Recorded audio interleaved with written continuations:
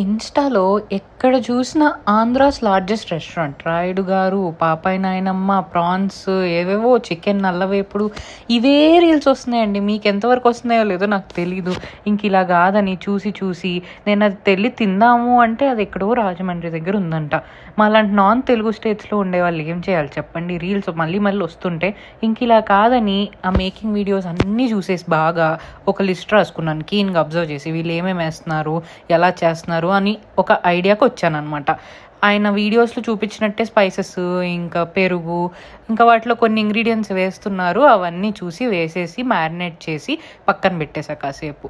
తర్వాత ఆయిల్, నెయ్యి వేసుకుని ఈ మ్యారినేట్ చేసిందంతా పొయ్యిలో వేసి కాసేపు ఉడికించాను.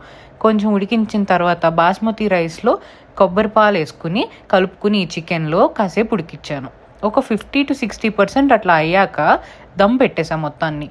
వాళ్ళు పలావ్లా చేసి దమ్ పెడుతున్నారు. నేను అబ్జర్వ్ చేసింది అదే. సో నేను అదే ట్రై చేశాను అనమాట. ఒక 25-30 minutes దమ్ పెట్టేసి తీస్తే పొగలు వస్తూ స్మెల్ భలే వస్తుంది. అసలు చూడ్డానికి మీకు ఎలా అనిపించింది చెప్పండి? కొంచెం అయినా దగ్గరగా ఉందంటారా?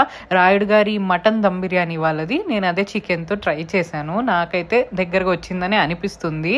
టేస్ట్ అయితే అది నేను తినలేదు కాబట్టి నాకు తెలీదు. బట్ ఇదైతే మైల్డ్గా చాలా కొంచెం స్పైసెస్తో కమ్మగా చాలా బాగుంది. అక్కడ దగ్గరలో ఉన్న వాళ్ళు అయితే వెళ్ళి హాయిగా తినండి. దూరంగా ఉన్న వాళ్ళు ఇంకా నాలాగా ఇలా ఇంట్లో ట్రై చేసుకోండి. ఇంకేం చేస్తారు? ఫుల్ రెసిపీ కావాలంటే డెఫినెట్లీ కమెంట్స్లో చెప్పండి. ఎక్కువ మందికి రెసిపీ కావాలంటే నేను ట్రై చేస్తాను మళ్ళీ రెసిపీ వీడియో పెట్టడానికి. తిన్న వాళ్ళు, అక్కడ వెళ్ళిన వాళ్ళు ఇది దగ్గరగా ఉందో లేదో కూడా నాకు చెప్పండి కమెంట్స్లో.